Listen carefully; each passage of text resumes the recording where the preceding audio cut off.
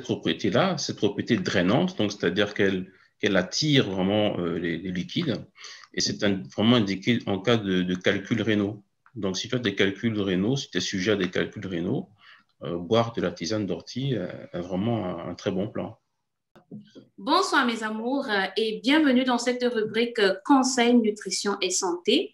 Moi, c'est Nelly Ngono, originaire du Cameroun et passionnée du bien-être. Sur cette chaîne, on parle de sport, de santé naturelle et de nutrition. Et donc, si vous voulez aussi faire partie de la communauté du bien-être, je vous invite à faire deux choses, notamment à vous abonner et activer la cloche de notification pour ne rater aucune de nos vidéos.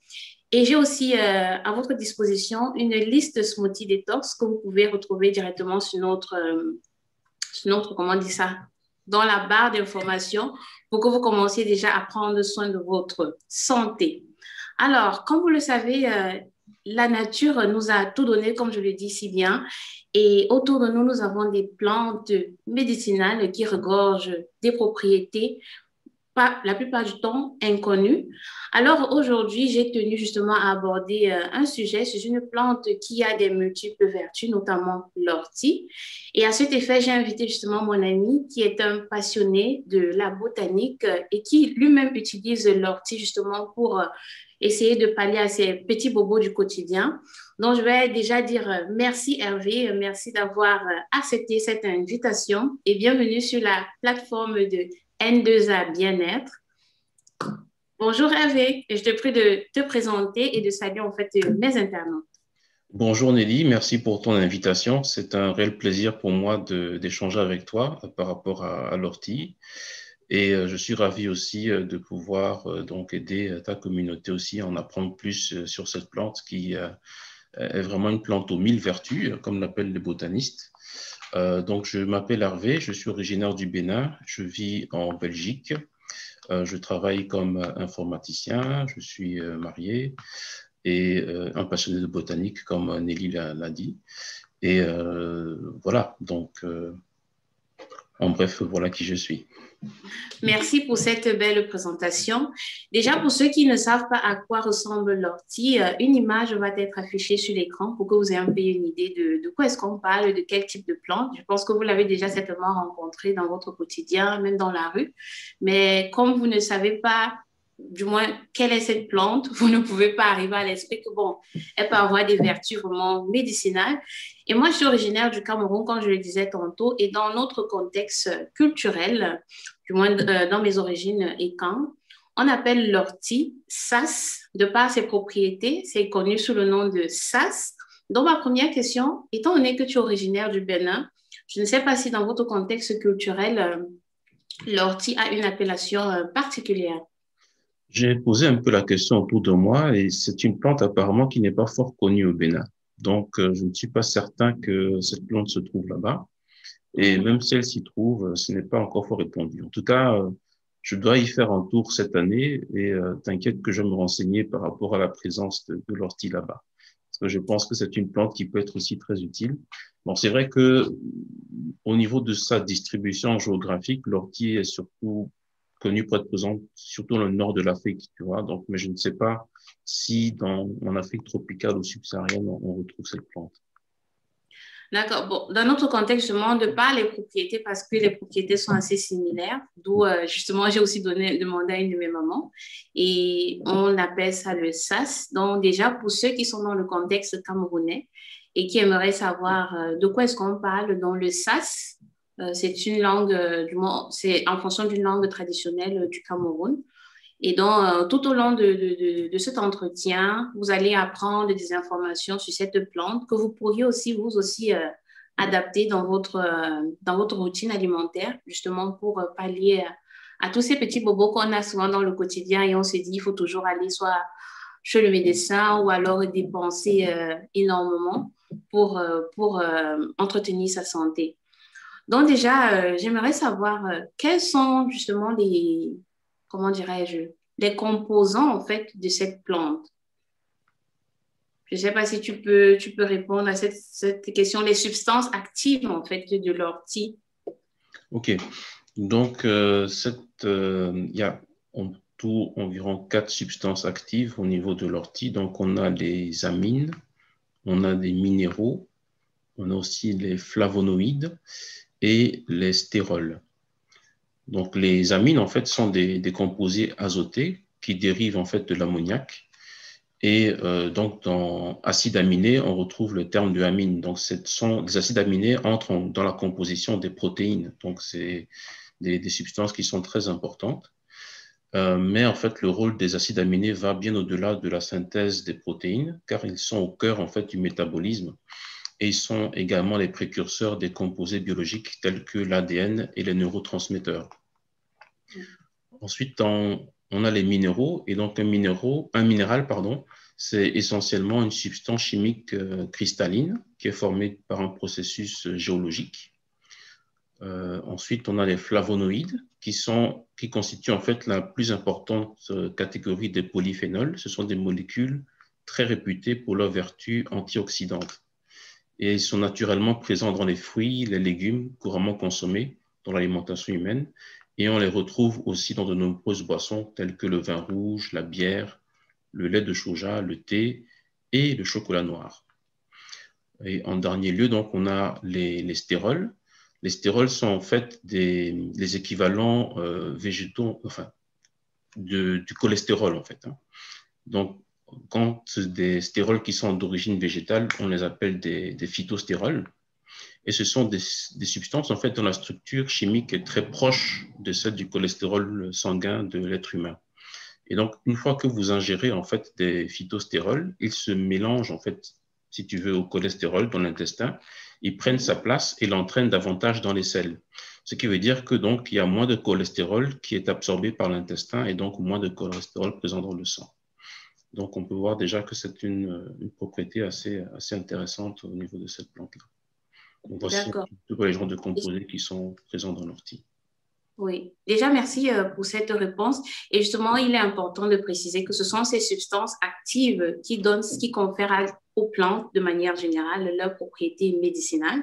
J'ai justement lu que de manière générale, les plantes ont souvent justement des substances actives telles que la flavonoïde, comme tu l'as dit, qui est justement des antioxydants et qui sont là justement pour booster le système immunitaire. Nous avons notamment les alcaloïdes non toxiques qui protègent le foie et apaisent justement les nerfs. Donc, si quelqu'un, justement, il est important justement de connaître les substances actives de cette plante et savoir justement quelle maladie, on va dire, pourrait guérir cette plante. Et donc, comme je le disais tantôt, de manière générale, les plantes ont des substances actives telles que les polyphénols, qui sont justement aussi des antioxydants et qui aident à réduire les inflammations dans l'organisme. Nous avons justement les composés d'huile essentielle. Ça, justement, je ne savais pas que dans les plantes, on pourra avoir des huiles essentielles justement qui ont pour rôle de prévenir les infections. Et puis, donc, c'est vraiment intéressant justement comment dirais-je, quand on approfondit un peu ce genre de thématique, on se rend compte que vraiment, on a tout à portée de main et que nous sommes nous-mêmes responsables en quelque sorte de notre santé. Donc, vraiment, c'est incroyable en fait. Oui, Alors, pourrais-tu nous donner justement, concernant justement les bienfaits, je pense que de par ces substances, tu nous as déjà un peu brossé les bienfaits de cette plante. Et dans ton cas, d'après ce que je sais, justement, tu utilises l'ortie. Oui. Pourrais-tu nous dire, je vais dire, comment est-ce que tu l'utilises? Pour quel bobo est-ce que tu utilises de l'ortie et à quelle fréquence? Donc moi, personnellement, j'utilise l'ortie pour remplacer un petit peu, si tu veux, le thé ou le café, parce que j'ai un petit peu d'hypertension artérielle. Et donc, dans le cadre de mon régime de vie, donc plutôt que de prendre les médicaments, tu vois, je préfère trouver une approche diététique et naturelle pour lutter contre l'hypertension. Donc, en essayant de vivre un peu plus sainement, en faisant de l'exercice, en veillant sur mon alimentation, donc un régime pauvre en sel, et donc aussi en utilisant donc des plantes médicinales telles que l'aubépine ou l'ortie. Donc, au début, j'étais un grand buveur de café et de thé. Donc, actuellement, j'ai arrêté tout ça.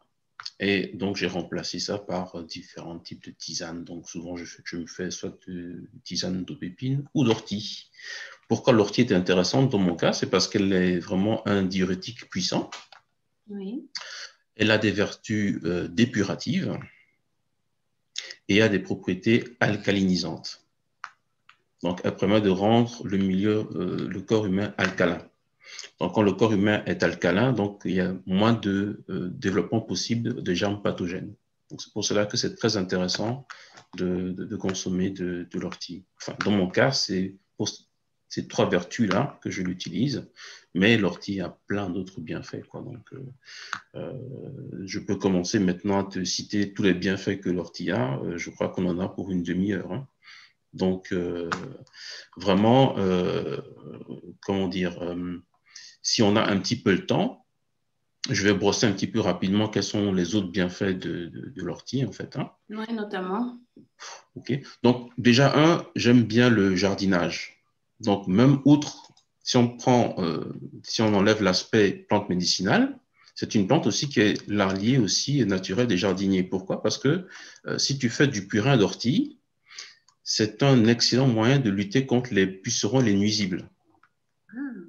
Et en plus, le purin d'ortie aussi nourrit des plantes. Okay. Donc, tu peux prendre, et ça enrichit le sol. Oui, intéressant ça. Donc, déjà, c'est très intéressant dans l'agriculture. Et on peut aussi l'utiliser dans le compost. Donc, vous pouvez composter aussi de l'ortie, si vous en avez beaucoup, et l'utiliser pour enrichir votre sol et faire des cultures dessus. Donc, c'est très intéressant. Donc, c'est un excellent insecticide naturel, oui, et un excellent fertilisant. Ben, c'est super. Je pense que pour les agriculteurs qui nous suivent, voilà une astuce en plus que Exactement. Vous pouvez justement adopter dans vos cultures. Parce que moi-même, je ne savais pas en fait que l'ortie justement a ces propriétés-là qu'on peut utiliser notamment dans l'agriculture. Mais c'est formidable. Tout à fait. Bon, c'est un petit peu odorant, hein. Quand on parle de purin d'ortie, le mot veut dire ce qu'il veut dire. Donc, si vous voulez l'utiliser, donc soyez certain que ça dégage quand même une certaine odeur. Mais en tout cas, pour le traitement, pour booster naturellement vos plantes, il y a pas meilleur, quoi, hein. Mais concernant l'odeur, c'est une odeur supportable ou alors c'est une odeur assez, je sais pas moi, qui vous donne, parce qu'il y a des odeurs qui donnent la plupart du temps des maux de tête par la suite. Non, c'est vraiment une odeur, si tu veux, c'est particulier, c'est parce que c'est en fait la décomposition de la plante, tu vois. Oui. Donc, ça dégage comme une odeur forte de décomposition de plante. Mais oui. À part ça, une fois que tu pulvérises, après 24 heures, l'odeur disparaît, quoi. Et c'est bien parce que c'est cette vertu-là qui fait que ça a un effet répulsif, si tu veux, par rapport aux nuisibles aussi. Donc, c'est pour cela que c'est intéressant aussi de l'utiliser. Ok, super. Et concernant en fait les propriétés diurétiques, tu pourrais en fait nous dire avec quelques précisions de quoi est-ce qu'il s'agit, notamment aussi les propriétés alcalines. Tout à fait.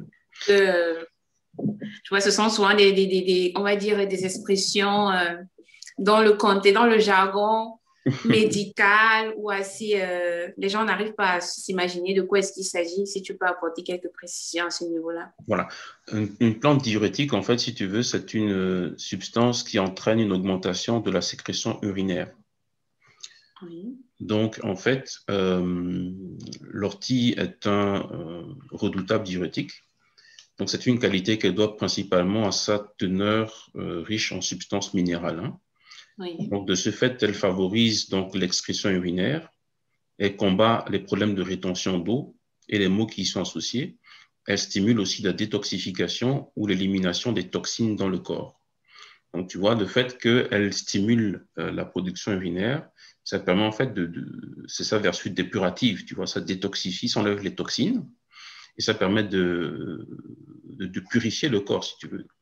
Ouais. Et grâce à puis de maintenir les reins surtout, parce que ce sont les reins qui entrent en action. Exactement. Donc, ça permet de maintenir le rein en quelque sorte en santé. Mm-hmm. Tout à fait. Et c'est grâce à cette propriété-là, cette propriété drainante, donc c'est-à-dire qu'elle attire vraiment les liquides. Et c'est vraiment indiqué en cas de calculs rénaux. Donc, si tu as des calculs rénaux, si tu es sujet à des calculs rénaux, boire de la tisane d'ortie est vraiment un très bon plan. Ah, d'accord. Parce que justement, j'ai un frère dans la famille qui est Mhm. victime en ce moment, du moins qui souffre de calculs rénaux. Oui, Donc, je pourrais lui recommander en fait l'ortie. exactement. Alors, pour son cas, en fait, à quelle fréquence il pourrait prendre l'ortie? Y a-t-il des Euh, restrictions? alors, pour son cas, ce qui est intéressant, c'est de faire une tisane d'ortie à raison de 3 à 4 tasses par jour, Oui, généralement sur une durée de 3 semaines. une durée de 3 semaines. Ouais. Et donc, en fait, quand tu fais une préparation comme ça, laisse-moi me souvenir un peu. Pour une préparation de tisane d'ortie, donc il faut utiliser donc les feuilles, donc une cuillère à soupe rase de feuilles d'ortie séchées par tasse. Oui, Et donc, tu fais une infusion à base de ces feuilles-là. Donc, en fait, dans une casserole qui contient de l'eau, tu ajoutes simplement la cuillère à soupe de feuilles d'ortie séchées et tu portes le tout à ébullition et tu laisses infuser entre 15 minutes et 1 heure pour extraire vraiment tous les sels minéraux et ta tisane est prête. Donc, et tu fais ça 3 à 4 tasses par jour à boire avant ou entre les repas. Et d'accord. idéalement, tu fais ça pendant 3 semaines. Ah, mais c'est super ça. Donc déjà, pour tous ceux qui nous suivent et qui éventuellement auraient ce problème-là de calcul rénaux, Mhm. notamment coucou à toi, grand frère. Donc voilà une astuce que tu pourrais adopter dans ta routine alimentaire, dont je te recommande, ou du moins nous te recommandons de consommer l'ortie en infusion, justement pour résoudre ce problème de calcul rénaux. J'ai aussi lu en fait que l'ortie n'est pas vraiment recommandé à ces personnes qui ont des problèmes de prostate. Je ne sais pas si tu aurais une idée. C'est plutôt le contraire. C'est plutôt le contraire. C'est plutôt le Ah, contraire, oui. Parce qu'en fait, justement, elle a une action bénéfique sur la prostate. Du fait de son action diurétique, la racine, en fait, là, dans le cas de la prostate, c'est la racine qu'on va utiliser, hein, pas les oui, feuilles. Donc, la racine exerce une activité décongestionnante sur la vessie, en fait, hein. Donc, tu vois, comme elle est diurétique, comme elle a une action drainante, la vessie sera moins congestionnée et cela va en fait soulager d'autant plus la prostate. ah, d'accord. Donc, en fait, elle contient beaucoup de lectine et de lignine et ce sont des solutions naturelles en fait pour combattre les troubles de la miction. Donc, le fait, quand on a des difficultés à uriner, ok, Oui, à cause d'une hypertrophie, donc c'est-à-dire la prostate avec le temps et avec l'âge au niveau des hommes a tendance à prendre du volume. Et quand elle prend du volume, en fait, elle comprime la vessie, si tu veux, ce qui rend le fait d'uriner de plus en plus compliqué, tu vois. Et donc, l'ortie, avec sa propriété diurétique, va permettre justement de diminuer vraiment la taille de la prostate et ensuite favoriser le fait d'uriner. super. Justement, je pense que ce que j'ai lu, c'était justement en cas de dysfonctionnement de prostate, avant utilisation, demander conseil à son médecin. Et Oui, puis ça moi, je me toujours, dis, hein. Ça on toujours, demande, il faut toujours aller voir le médecin, c'est clair, pour un examen beaucoup plus approfondi. Mais en tout oui. cas, pour les cas d'hypertrophie bénigne, en fait, de la prostate, donc il peut être intéressant aussi de consommer des racines d'ortie. Ah, d'accord. Justement, j'ai lu justement que sur l'ortie, on consomme tout, c'est-à-dire les racines, les feuilles et puis les graines. Aussi, Apparemment, il y a des tout à graines fait. aussi d'ortie. Exactement, dans l'alimentation, vous pouvez utiliser les graines et les feuilles en salade, par exemple. Oui, Donc, l'ortie peut se consommer en salade, elle peut aussi se consommer en soupe. On fait aussi de la soupe à base d'ortie. d'ortie. Ouais, et apparemment, ça a un goût intéressant. Personnellement, je n'ai pas encore mangé de soupe d'ortie, mais je compte le faire. Simplement, il faut bien sélectionner l'endroit où vous allez prélever, donc cueillir les orties. Parce que pourquoi? Les orties, en fait, quand elles sont sur un terrain, elles ont tendance vraiment à emmagasiner beaucoup de minéraux. Donc, si vous êtes sur un terrain pollué, donc elle va avoir tendance à absorber tous les polluants qui sont sur ce sol-là. D'accord. Donc, il faut vraiment vous renseigner, pour savoir que le sol sur lequel pousse l'ortie est un sol sain, parce que sinon, vous allez, avec l'ortie, aussi prendre tout ce qui est métaux lourds ou polluants qui sont dans le sol, et là, évidemment, c'est pas intéressant. Donc, soyez toujours certain de l'origine de l'ortie que vous consommez. D'accord.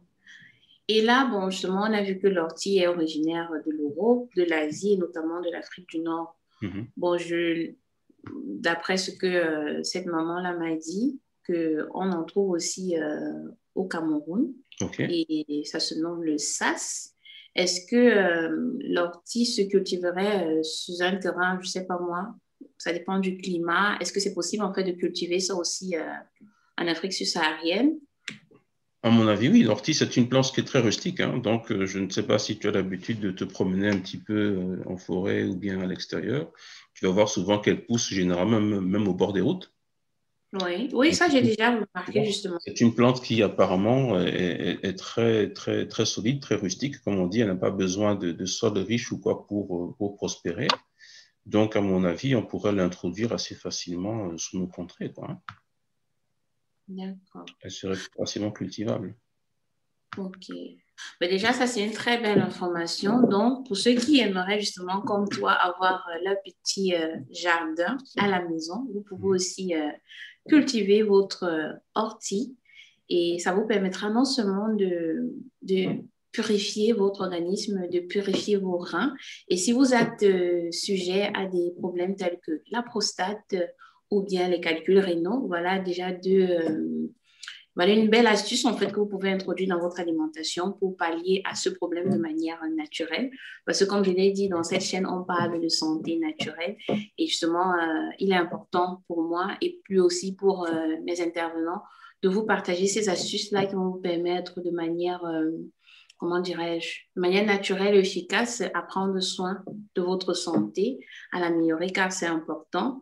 Parce que la plupart du temps, les parents ou bien du moins les jeunes personnes n'ont pas toujours des moyens exorbitants pour veiller à leur santé. Et donc, s'ils ont des petites astuces comme ça naturelles qui n'ont pas d'effets secondaires négatifs, ce serait vraiment bien de les adopter. D'où ma seconde question de savoir quels sont, parce que je pense que comme toute plante ou bien comme tout aliment que nous consommons, il y a des effets indésirables qui peuvent, que l'ortie pourrait avoir.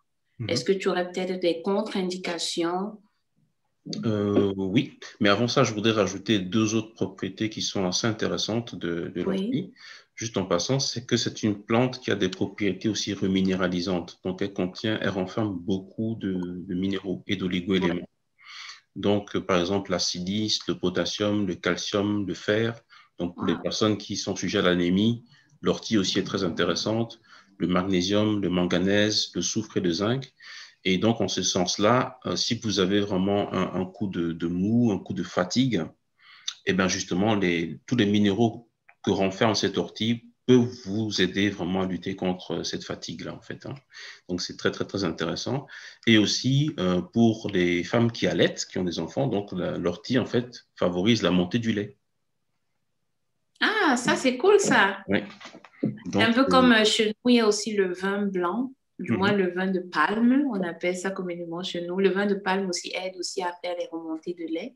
Donc, peut-être, au lieu de consommer le vin de palme, vous pouvez consommer l'ortie pour avoir suffisamment de lait. Et là, ça se consomme en infusion ou alors... Oui, de préférence en infusion, tout à fait. Et à quelle fréquence? À quelle fréquence? La même fréquence, hein, 3-4 tasses par jour pendant 3 semaines. Prendre un petit peu avant le repas ou bien entre les repas. Ok, ben, c'est super. Déjà, moi, je suis une fan des infusions et tout. Je pense que je vais introduire vraiment l'ortie dans ma routine alimentaire. Et voilà. Et pour quelqu'un qui aimerait en fait faire, qui n'a peut-être pas de problème de prostate ni de problème de calcul rénaux, mais qui aimerait en fait juste faire une cure d'ortie, juste pour dépurifier son organisme, pour se sentir un peu plus boosté, parce que justement, l'ortie contient de la flavonoïde qui a cet effet de booster le système immunitaire.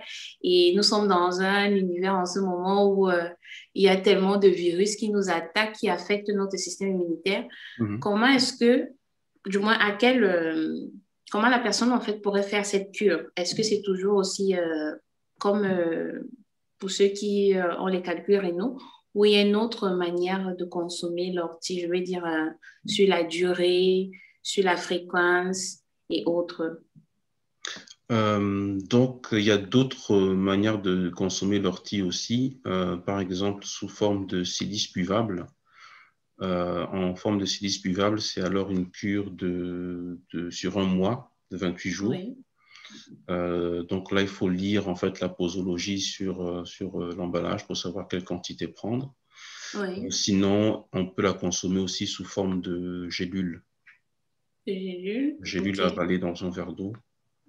Donc là aussi, tout dépend de la posologie aussi est indiquée sur l'emballage du produit en fonction de ce pourquoi on veut, l'affection qu'on veut traiter avec cette cure d'ortie en fait.